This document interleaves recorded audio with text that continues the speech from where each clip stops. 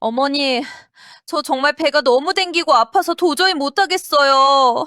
이러다 우리 아기 잘못되면 어떡해요? 제발 그만할게요. 서머, 얘 좀 봐라.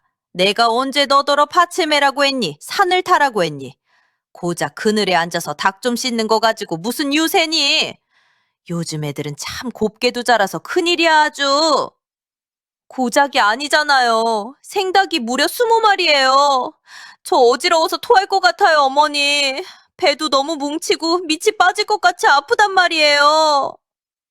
엄마, 지금 이게 제정신으로 할 짓이에요? 임신 20주 차인 사람한테 생닭 20마리를 혼자 다 씻으라뇨. 당장 그 앞치마 안 벗겨요?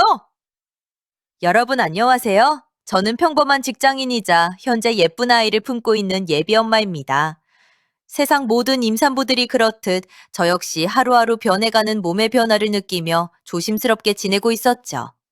사실 저희 부부는 결혼하고 아이가 꽤 오랫동안 생기지 않아서 마음고생을 참 많이 했거든요. 그래서 이번에 찾아온 아이가 얼마나 소중하고 귀한지 모른답니다. 임신 20주 차에 접어들면서 배도 제법 불러오고 조금만 서 있어도 허리가 끊어질 듯 아파오기 시작했어요. 원래도 체력이 좋은 편이 아니었는데 무거운 배를 안고 출퇴근을 하려니 매일매일이 고비였죠. 제 남편은 제가 행여나 무리할까봐 집안일도 거의 다 도맡아 하면서 저를 지극정성으로 챙겨주었네요.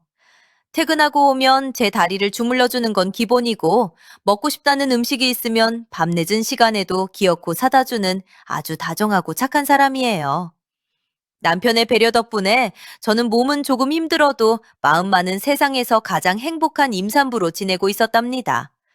하지만 그런 저희 부부의 평화를 단숨에 깨트린 끔찍한 사건이 발생하고 말았습니다. 바로 며칠 전 겪었던 그 기가 막힌 일에 대해 털어놓으려고 해요. 아직도 그날의 비릿한 생닭 냄새와 푹푹 찌던 마당의 열기를 생각하면 소름이 돋고 뱃속의 아이에게 미안해서 눈물이 날 지경이네요. 사건의 발단은 어느 평범한 평일 오후에 걸려온 전화 한 통이었습니다.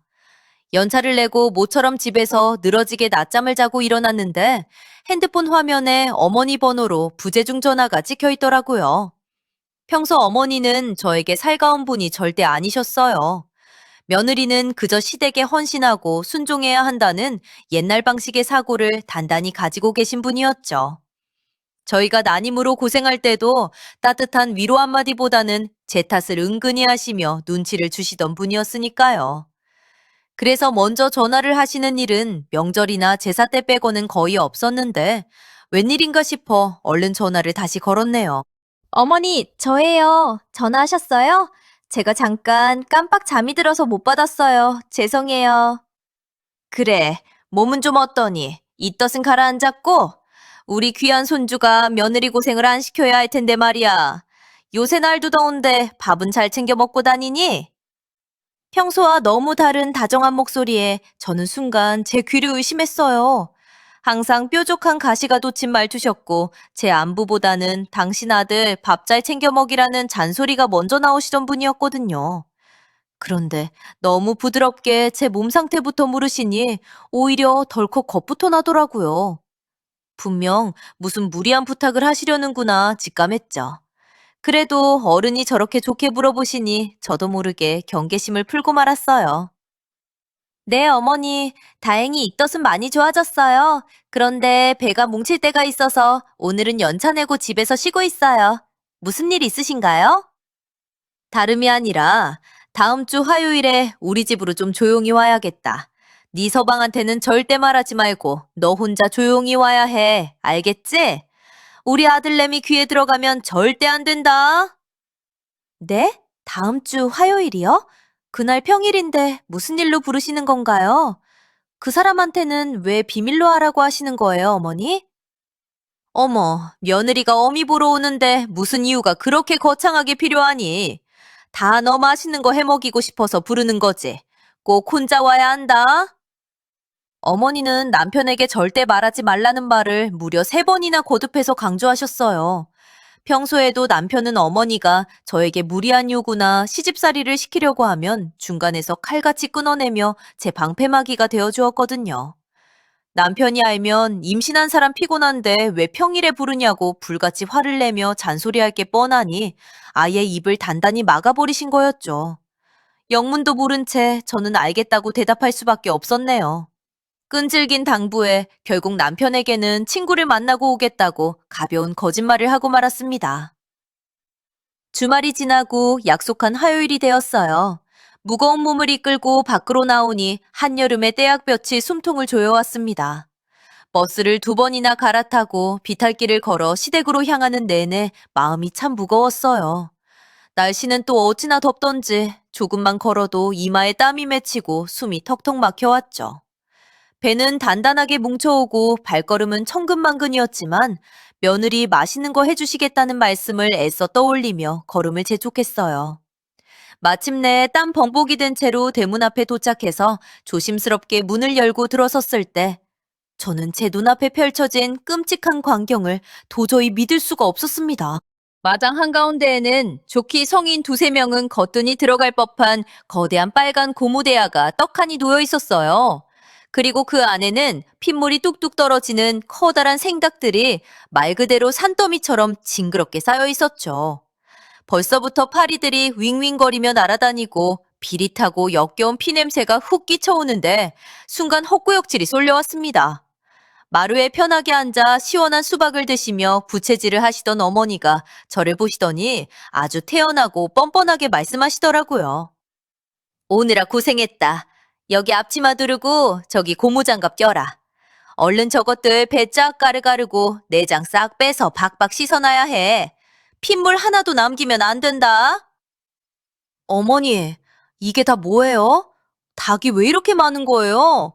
식당 하시는 것도 아니잖아요. 제가 지금 뭘 본 건지 모르겠어요. 오늘 저녁에 큰아버지네랑 사촌들 다 같이 우리 집으로 모이기로 했단다. 한 20명 오니까 20마리는 넉넉하게 끓여야지. 너 백숙할 줄 알지? 네? 친척 어른들이 20명이나 오신다고요? 그런데 왜 하필 오늘이에요? 저는 그런 말씀 전혀 못 들었는데요, 어머니. 평일에 무슨 잔치라도 있으세요? 어머, 얜 집안 어른들이 모이겠다는데 며느리한테 일일이 결제라도 받고 날짜를 잡아야 하니? 얼른 앉아서 손질부터 해라. 어른들 오실 시간 다 되어간다. 저는 너무 당황하고 기가 막혀서 그 자리에 멍하니 서 있을 수밖에 없었어요. 맛있는 걸 해주시겠다던 말은 새빨간 거짓말이었고 저를 부려먹기 위한 미끼였던 거죠. 임산부에게 쪼그려 앉아 일하는 게 얼마나 치명적이고 위험한지 모르실 리가 없는데 말이죠. 더군다나 그 수많은 생닭을 저 혼자 손질하라니요. 날씨는 푹푹 찌고 등에서는 식은땀이 줄줄 흘렀습니다. 심장이 쿵쾅거리고 손이 덜덜 떨렸지만 저는 최대한 침착하게 떨리는 목소리로 다시 한번 호소했어요. 어머니, 저 지금 임신 20주 차예요. 배가 많이 나와서 쪼그려 앉지도 못해요. 이 많은 걸 저 혼자 어떻게 다 해요? 이러다 저 쓰러져요. 제발 부탁드릴게요. 아이고, 요즘 젊은 것들은 왜 이렇게 엄살이 심하니? 나 때는 만삭에도 독에 물 다 채우고 반 메고 닭 50마리도 거뜬히 잡고 애 쑥쑥 잘만 나왔어. 어머니 시대랑 지금은 전혀 다르잖아요. 저 진짜 며칠 전부터 배가 당겨서 무리한 노동은 절대 피해야 한다고 산부인과 선생님도 신신당부하셨어요. 어머머, 내가 너 보고 무슨 막노동을 하랬니? 돌을 나르랬니? 그냥 편하게 그늘에 엉덩이 붙이고 앉아서 물장구 치듯 살살 씻으라는데 그게 그렇게 고와서 못하겠니? 참네. 어머니는 제 간절한 호소를 끝까지 무시하시고는 자리에서 일어나 억지로 제 목에 누렇고 낡은 앞치마를 걸어버리셨어요. 그리고는 수도가에 연결된 고무 호스를 거치게 틀어서 핏물이 흥건한 대야에 물을 받기 시작하셨죠. 차갑게 굳어진 매서운 표정을 보니 여기서 더 반항했다가는 정말 무슨 사달이 날지 몰라 두려웠어요. 무엇보다 당장 여기서 도망치고 싶었지만 덜덜 떨리는 다리로는 몇 걸음 걷지도 못할 것 같았죠. 결국 저는 억울한 눈물을 꾹 참고 두꺼운 고무장갑을 낀 채 대야 앞에 엉거주춤 쪼그려 앉았습니다. 닭의 배를 가르고 엉겨붙은 핏덩어리와 내장을 긁어내는 작업은 생각했던 것보다 훨씬 더 고통스럽고 끔찍했어요. 차가운 물에 손을 담그고 비린내를 맡고 있으니 속이 마구 뒤집어졌죠. 이마에서는 비 오듯 땀이 쏟아져 눈을 찌르고 무엇보다 쪼그린 자세 때문에 배가 마치 돌처럼 단단하게 뭉쳐오기 시작했어요. 허리는 끊어질 듯 아파오고 숨쉬기조차 버거워졌습니다. 억지로 5마리쯤 씻었을까요? 숨이 턱턱 막히고 눈앞이 노래지면서 하늘이 빙빙 돌더라고요. 도저히 이대로는 안 되겠다 싶었어요. 이러다 정말 뱃속에 아이까지 잘못될 것 같다는 엄청난 공포가 밀려왔습니다. 어머니, 저 화장실 좀 다녀올게요. 배가 너무 아파서 도저히 못 참겠어요. 잠깐만요. 겨우 그거 몇 마리 만졌다고 화장실 타령은? 빨리빨리 다녀와라. 닭냄새 난다. 저는 핀잔을 뒤로하고 후들거리는 다리를 이끌며 마당 구석에 있는 비좁은 화장실로 숨어 들어갔습니다. 낡은 화장실 문을 잠그자마자 그동안 꾹꾹 참고 있던 서러운 눈물이 왈칵 터져나왔죠. 피투성이가 된 고무장갑을 벗어던지고 덜덜 떨리는 손으로 얼른 주머니에서 핸드폰을 꺼내 남편에게 전화를 걸었습니다. 신호음이 울리는 그 짧은 시간이 저에게는 지옥같이 길게만 느껴졌어요. 제발 받아라, 제발 받아라. 마음속으로 수백 번을 기도했죠. 여보, 나 지금 막 팀회의 끝났어. 오늘 컨디션은 좀 어때? 친구는 잘 만나고 있어? 밥은 챙겨 먹었어? 여보, 나 지금 친구 만나는 거 아니야. 나 지금 어머님 댁이야. 배가 너무 아파. 제발 나 좀 살려줘, 여보. 나 진짜 죽을 것 같아. 뭐? 본가? 당신이 평일에 거길 왜 가? 엄마가 당신 오라고 불렀어? 울지 말고 천천히 심호흡하면서 말해봐. 도대체 거기서 무슨 일이 있는 건데 그래? 어머니가 오늘 친척 어른들 20명 오신다고 나보고 생각 20마리를 다 씻어서 백숙을 끓이래. 나 지금 역겨운 피냄새 맡으면서 쪼그려 앉아있어. 너무 무섭고 힘들어, 여보. 미쳤어, 진짜? 엄마가 돌았나 봐. 당신 당장 거기서 아무것도 하지 말고 가만히 있어. 나 지금 회사 뛰쳐나가서 당장 갈 거니까 절대 손에 물 한 방울 묻히지 마. 알았지? 남편의 분노에 찬 목소리를 들으니 그제야 팽팽하게 당겨졌던 긴장이 풀리면서 조금 안심이 되었어요. 하지만 동시에 다리의 힘이 완전히 풀려버려서 차가운 화장실 바닥에 주저앉고 말았죠. 밖에서는 제가 화장실에 간 지 10분도 채 지나지 않았는데 왜 이렇게 안 나오냐며 화장실 문을 쾅쾅 두드리고 소리를 지르기 시작하셨어요. 저는 배가 너무 아파서 조금만 더 앉아있겠다고 소리치고는 두 귀를 막은 채 남편이 오기만을 간절히 기다렸습니다. 뱃속의 아이를 지켜야 한다는 생각 하나로 버티고 또 버텼어요.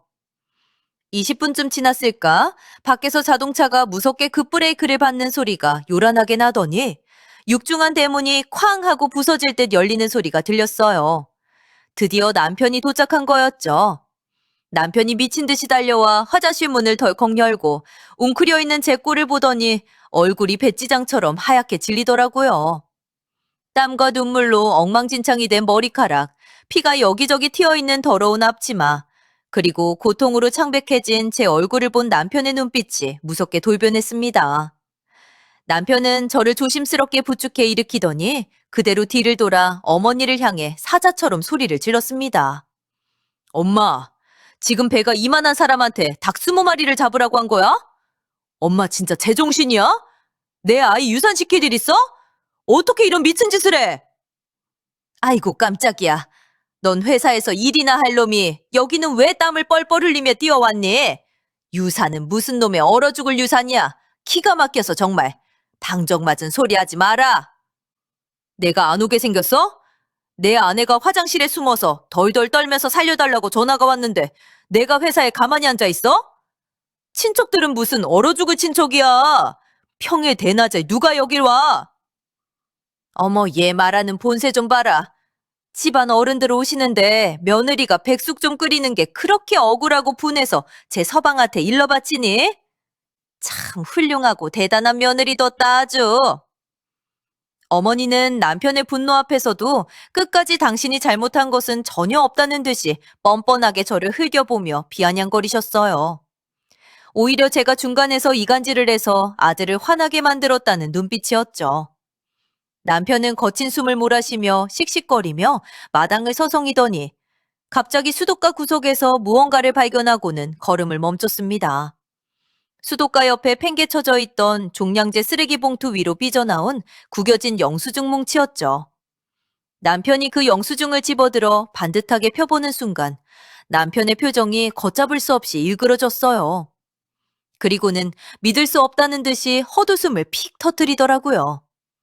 저도 도대체 무슨 일인가 싶어 무거운 몸을 이끌고 다가가 보았죠.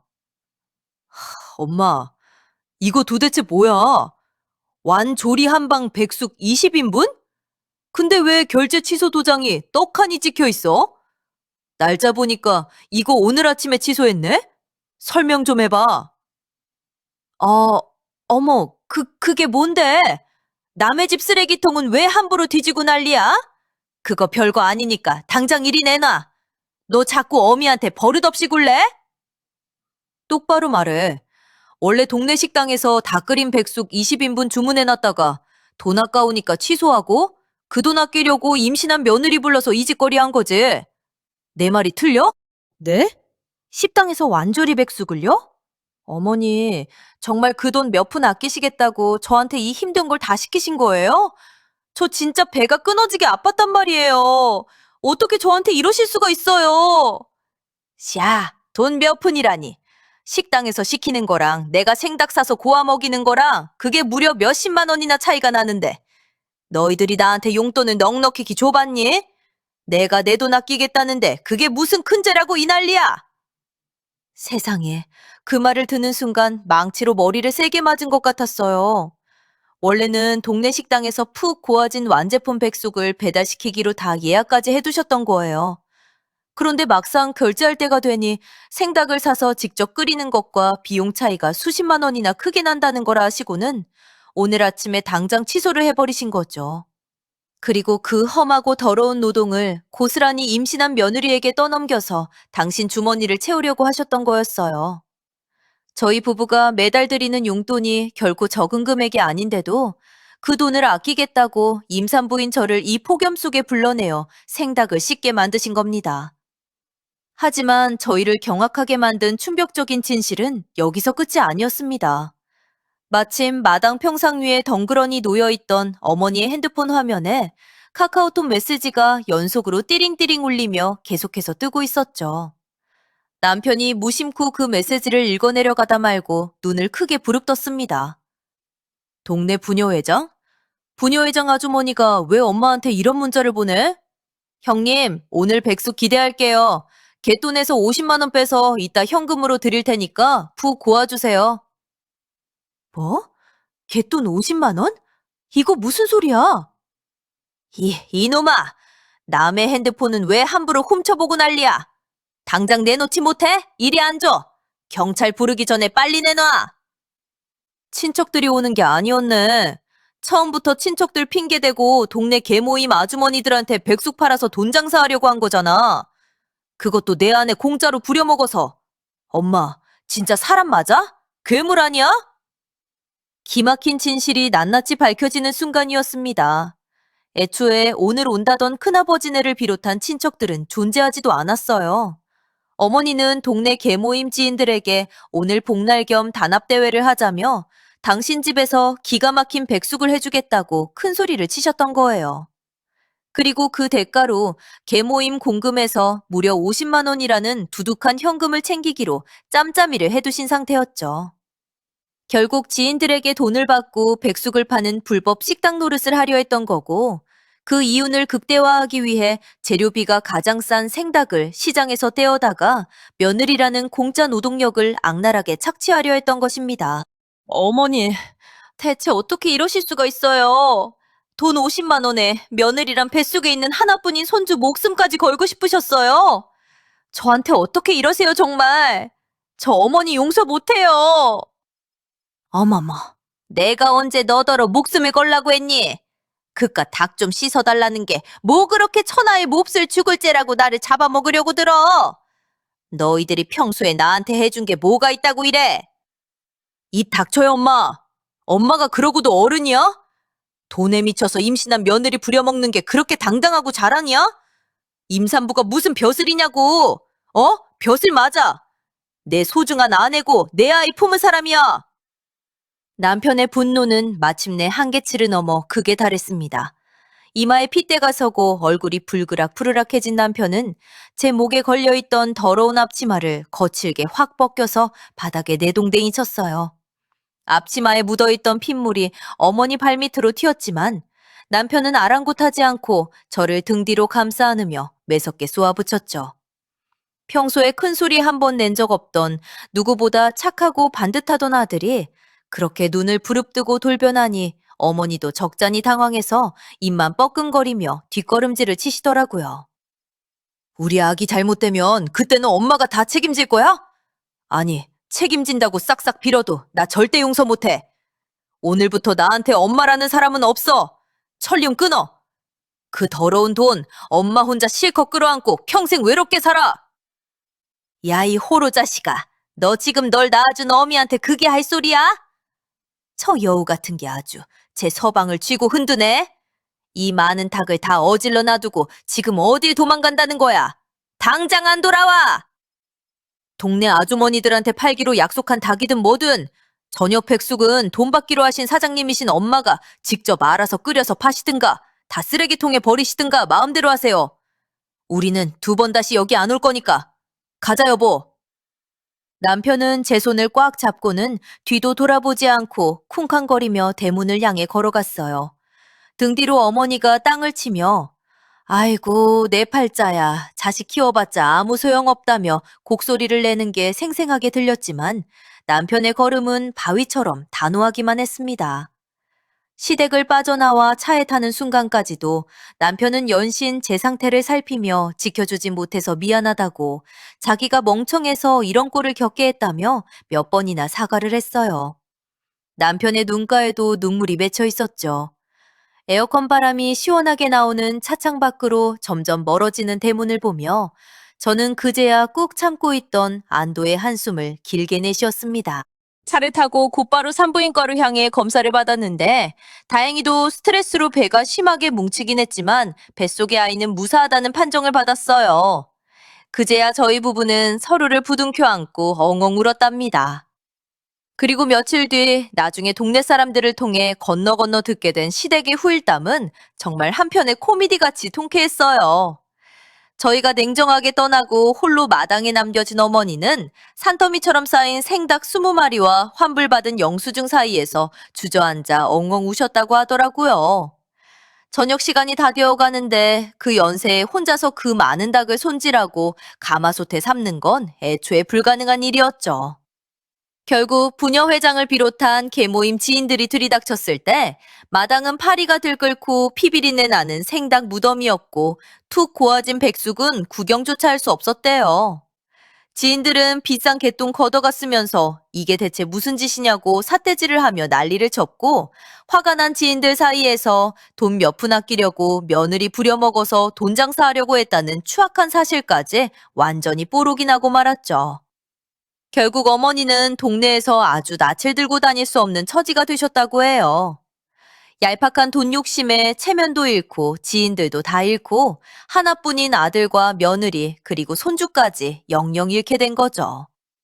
이 많은 닭을 이제 나 혼자서 어떻게 다 팔고 어떻게 처리하냐 하며 뼈저린 후회와 막막함에 휩싸여 며칠 밤낮을 눈물로 지새우셨다지만 저희 부부는 두 번 다시 그분을 뵙거나 용서할 생각이 초도 없습니다. 이미 남편이 전화번호도 바꾸고 발길도 완전히 끊어버렸거든요.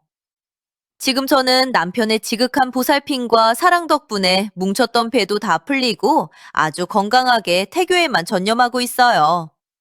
가끔 문득문득 그때 생각을 하면 여전히 치가 떨리고 헛구역질이 나지만 망설임 없이 제 편이 되어 앞치마를 집어던져준 남편의 든든한 뒷모습을 생각하면 참 결혼 하나는 제대로 잘했다는 생각이 듭니다. 돈 몇 푼의 욕심에 눈이 멀어 양심과 소중한 가족을 헌신작처럼 팔아넘긴 씁쓸하고도 비참한 결말. 참 인과응보라는 말이 이럴 때 쓰라고 있는 것 같지 않나요? 여러분도 혹시 가족이라는 이름 아래 부당한 일을 겪고 계신다면 혼자 눈물 흘리며 소갈이 하지 마시고 당당하게 소리치고 벗어나시길 간절히 바랄게요. 길고 험난했던 제 이야기는 여기까지입니다. 끝까지 들어주셔서 정말 감사합니다. 늘 건강하고 행복하세요.